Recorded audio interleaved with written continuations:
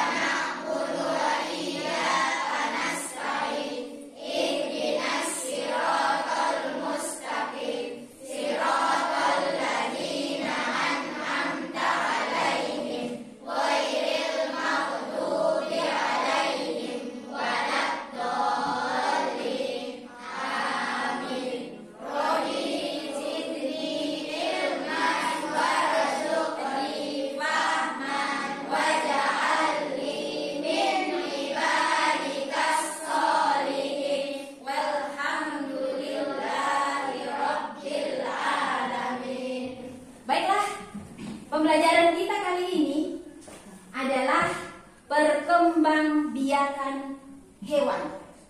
Namun sebelumnya kita pernah mempelajari tentang perkembangbiakan makhluk hidup lainnya, yakni perkembangbiakan tumbuhan. Adakah yang masih ingat pembelajaran pada pertemuan-pertemuan sebelumnya tentang perkembangbiakan tumbuhan? Masih ingat? Kira-kira apa saja perkembangbiakan tumbuhan? Ya, bagus. Perkembangbiakan generatif dan vegetatif. Ada lagi? Apa saja yang kau ketahui tentang perkembangbiakan tumbuhan? Ada? Generatif apa saja? Ada yang dengan cara perkembangbiak dengan umbi lapis, umbi batang, dan seterusnya ya. Yang jelas masih ingat tuh pertemuan kita pada pertemuan-pertemuan sebelumnya tentang perkembangbiakan tumbuhan. Nah, kali ini yang kita pelajari adalah perkembangbiakan hewan. Apa manfaatnya kita mempelajari perkembangbiakan hewan ini? Di samping kita mendapatkan ilmu pengetahuan tentang perkembangbiakan, manfaatnya adalah agar supaya kita mengetahui bahwa perkembangbiakan hewan itu berfungsi untuk melestarikan hewan tersebut agar menjadi lebih banyak, tidak punah. Selanjutnya, untuk lebih lanjut, lebih mengetahui bagaimana perkembangbiakan hewan selanjutnya, maka marilah kita saksikan tayangan video berikut ini. Tetapi untuk sebelumnya, Ibu harap tolong disimak baik-baik, karena setelah ini ada lembar kerja yang akan dikerjakan lewat kelompok masing-masing. Oke? Halo, assalamualaikum warahmatullahi wabarakatuh. Hari ini kita akan belajar mengenai perkembangbiakan hewan. Sudah siap belajar bersama? Ayo kita mulai. Hewan berkembang biak untuk melestarikan jenisnya. Tahukah kamu cara berkembangbiakan hewan? Betul sekali, sama seperti tumbuhan, hewan juga berkembang biak secara generatif dan vegetatif. Apa itu generatif dan apa itu vegetatif? Generatif artinya perkembangbiakan secara kawin, yaitu melalui proses pembuahan. Sedangkan secara vegetatif yaitu perkembangbiakan secara tidak kawin tanpa melalui proses pembuahan. Untuk hari ini kita hanya akan membahas perkembangbiakan secara generatif. Yang pertama ada bertelur. Setelah itu kita akan membahas mengenai perkembangbiakan degeneratif dengan melahirkan. Kemudian yang terakhir nanti kita akan membahas mengenai perkembangbiakan generatif bertelur sekaligus melahirkan. Ayo kita pelajari bersama-sama ketiganya. Yuk kita mulai. Yang pertama kita bahas adalah bertelur. Bertelur disebut juga dengan ovipar. Ingat ya, telur bentuknya bulat, jadi bertelur disebut ovipar. Perkembangbiakan ini dimulai ketika hewan betina yang memiliki ovum atau telur bertemu dengan hewan jantan yang memiliki sperma. Kemudian setelah ovum dan sperma bertemu, terbentuklah zigot yang akan berkembang menjadi embrio dan akan membentuk individu baru. Nah, proses berkembangnya embrio ini terjadi di dalam telur ya. Perhatikan gambar perkembangbiakan ayam berikut ini agar kamu lebih memahami perkembangbiakan secara ovipar. Sudah paham kan? Sekarang kita bahas ciri-ciri hewan yang berkembangbiak dengan ovipar. Sebenarnya ciri-ciri hewan yang berkembangbiak dengan ovipar ada banyak, tetapi yang paling mudah diingat yaitu tidak memiliki daun telinga. Contoh hewan yang berkembangbiak dengan bertelur ada angsa, ayam, penguin, penyu, dan masih banyak lagi. Nah, perkembangbiakan yang kedua yaitu melahirkan. Melahirkan disebut juga dengan vivipar. Sama seperti perkembangbiakan ovipar, perkembangbiakan vivipar dimulai dari ovum yang bertemu dengan sperma. Bedanya, pada perkembangbiakan vivipar, hewan berkembang biak secara internal di dalam rahim induk betina. Embrio akan terus berkembang dan terus tumbuh di dalam tubuh induknya sampai mereka siap untuk dilahirkan. Hewan yang berkembang biak secara vivipar biasanya adalah mamalia. Contohnya adalah paus. Ingat ya, paus tidak bertelur tetapi melahirkan. Hewan yang berkembang biak secara vivipar ciri-cirinya mudah sekali untuk diingat. Yang pertama yaitu memiliki daun telinga yang terlihat dengan jelas. Kemudian hewan ini juga menyusui anak-anaknya. Contoh hewan yang berkembang biak secara vivipar yaitu kambing, kelinci, sapi, kanguru, kuda, dan masih banyak hewan yang lainnya. Bisakah kamu menyebutkan contoh hewan lain yang berkembang biak secara vivipar? Tulis di kolom komentar ya teman-teman.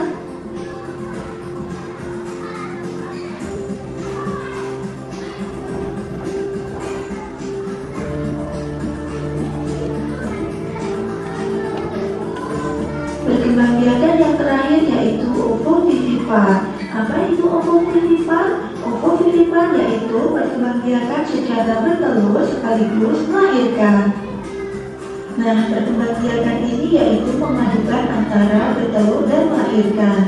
Pembuahan terjadi di dalam rahim induk, kemudian telurnya juga terbentuk di dalam rahim, bukan dikeluarkan seperti ayam. Kemudian telur tersebut juga menetas di dalam tubuh induk tersebut. Setelah telur menetas di dalam tubuh induknya, maka mereka akan keluar sebagai individu baru. Nah, ular termasuk ke dalam hewan yang berkembang biak secara ovovivipar. Beberapa ular ada yang berkembang biak dengan bertelur, kemudian ada yang berkembang biak dengan melahirkan, dan ada juga yang berkembang biak dengan bertelur sekaligus melahirkan. Contoh yang lain yaitu kadal. Kadal berkembang biak secara ovovivipar. Lalu contoh selanjutnya yaitu ikan hiu. Ikan hiu berkembang biak dengan bertelur sekaligus melahirkan atau disebut juga dengan ovovivipar. Contoh yang terakhir yaitu platypus. Platypus sebenarnya berkembang biak dengan bertelur, akan tetapi dia termasuk mamalia dan menyusui anaknya. Maka platypus dikategorikan sebagai binatang yang berkembang biak secara ovovivipar. Itulah 3 cara perkembangbiakan hewan. Kalian sudah menyaksikan tayangan video tadi?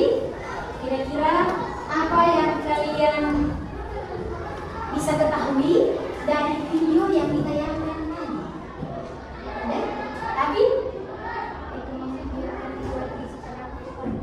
ya, adanya perkembangbiakan hewan secara ovipar. Ada yang lain? Apa yang kalian saksikan dalam video tadi? Tentang? Ya, tentang perkembangbiakan vivipar. Ada lagi? Ya, silakan. Ya, perkembangbiakan ovipar, vivipar, dan vivipar. Ada lagi? Ada lagi tentang apa? Selain dari istilah-istilah tadi, bertelur, melahirkan, apa? Ada lagi yang kalian dapat saksikan di video tadi? Tentang ciri hewan yang bertelur ada apa ini? Ya, kalau begitu hari ini Ibu akan bagi kalian menjadi 3 kelompok.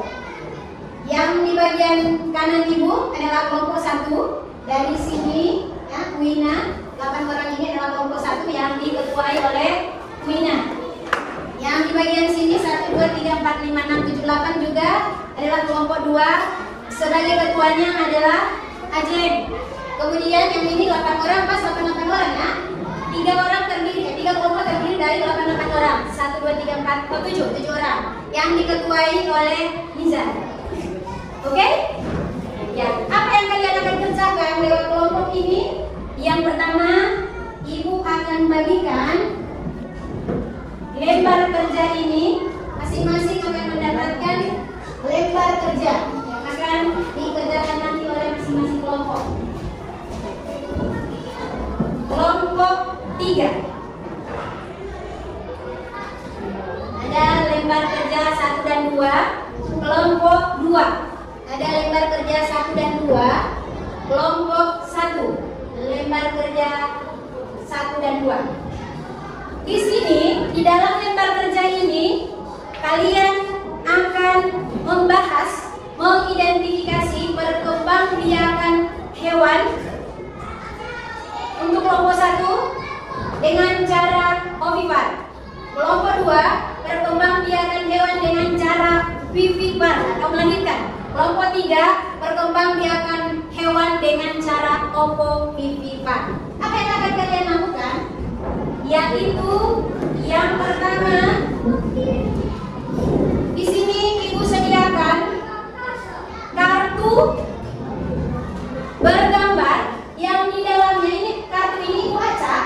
Di dalamnya bergambar tentang hewan-hewan yang berkembang biak dengan bertelur, kemudian yang berkembang biak dengan melahirkan vivipar, dan perkembangbiakan hewan dengan cara ovovivipar oleh kelompok 3. Di sini semua ada. Tinggal kalian pilih. Silakan maju perwakilan dari tiap-tiap kelompok untuk mengambil gambar di atas meja, memilih gambar mana yang sesuai dengan kelompoknya masing-masing. Ayo.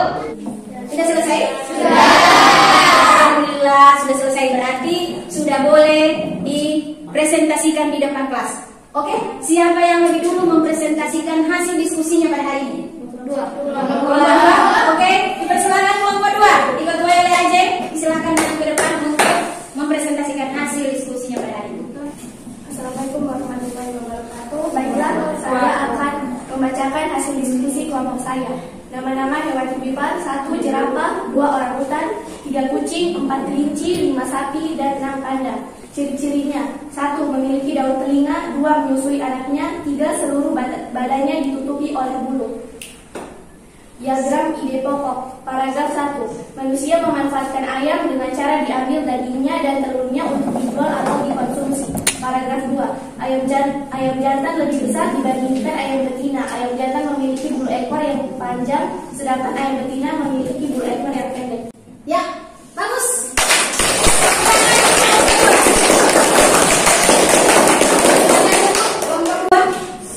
Dilanjutkan dengan kelompok selanjutnya. Siapa lagi? Kelompok mana yang sudah selesai?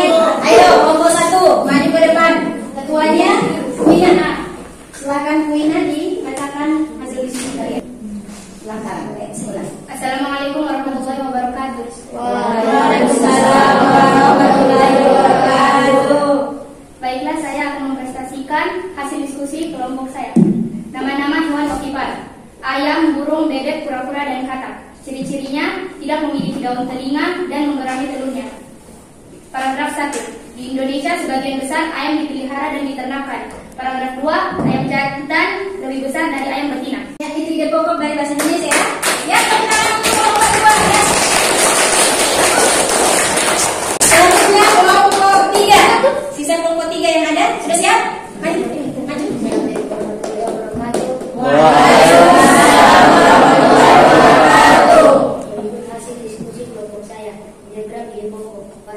1. Ayam adalah hewan yang sering diternakan di Indonesia. Paragraf 2. Ayam bertelur dan melahirkan dan sering dimakan manusia. Ya, itu bahasa Indonesia. IPA, silakan hasil diskusi IPA. Nama-nama hewan ovipar: ular, 1 ular, 2 kuda laut, 3 kadal, 4 ikan pari, 5 hiu. Ciri-cirinya: 1 tidak memiliki daun telinga, 2 bertelur sekaligus melahirkan, 3 berkembangbiakan secara generatif. Ya, benar sekali ya. Silakan kembali ke tempat duduk. Kita bisa simpulkan bahwa perkembangbiakan hewan secara generasi itu ada di secara bertelur atau ovipar, secara melahirkan atau vivipar, dan perkembangbiakan secara bertelur dan melahirkan. Ovipar atau bertelur merupakan jenis perkembangbiakan hewan yang umumnya dilakukan oleh unggas atau reptil. Ini memiliki embrio yang mendapatkan cadangan makanan dari nutrisi yang ada dalam telur. Kemudian hewan ovipar ini sepertinya tidak mempunyai kelenjar susu dan tidak punya daun telinga. Contohnya bebek, ayam, angsa. Kemudian vivipar dan melahirkan itu merupakan perkembangbiakan hewan yang dilakukan secara melahirkan. Ya, dia dibuahi, ya, terjadinya embrio akan berkembang dan tumbuh dalam rahim betina, di dalam perut, ya, perkembangbiakannya di dalam perut. Selama ini dalam kandungan, embrio itu akan mendapatkan nutrisi dari makanan yang dimakan oleh ibunya lewat plasenta. Ya, ciri-ciri dari hewan vivipar ini, dia mempunyai kelenjar susu, daun telinga, tubuhnya dilindungi oleh bulu, dan lain sebagainya. Contohnya anjing, kucing, sapi, singa, dan lain-lain. Kalau vivipar, dia berkembang biak, dia kombinasi dari kedua cara. Dia bisa bertelur, dia bisa melahirkan. Nah, saat pembuahan terjadi, embrio akan berkembang dan tumbuh dalam cangkang telur. Namun telur tersebut tidak akan dikeluarkan induk dari tubuhnya. Setelah menetas, calon anak akan dilahirkan melalui tubuh induknya. Dia menetas di dalam tubuhnya. Itu perbedaannya. Itu telurnya menetas di dalam tubuhnya. Ada cangkangnya, walaupun ada di dalam telur. Kalau yang melahirkan kan tidak, ya, tidak punya cangkang di dalam rahimnya. Calon anak akan dilahirkan melalui tubuh induknya. Dengan hewan yang cara perkembangbiakannya secara ovipar memang tidak terlalu banyak, tetapi ada beberapa contoh, ya. Ada beberapa contoh seperti apa tadi? Ada ular, ikan, kuda laut, ikan hiu, hiu, kadal, dan sebagainya. Ya, itu tadi hasil presentasi kalian. Jadi hari ini kita sudah selesai melaksanakan pembelajaran tentang perkembangbiakan hewan. Nah, jadi siapa yang masih bertanya? Ada yang belum jelas dengan perkembangbiakan hewan ini? Ya? Ada yang belum dipahami? Ya, bagaimana pembelajaran hari ini? Menyenangkan? Alhamdulillah. Dan kalian bisa memahami kan pembelajaran hari ini dengan baik? Bisa. Dengan harapan sebelum ibu tutup dengan membaca doa, maka pembelajaran hari ini ibu bisa harapkan bisa diingat seterusnya. Jangan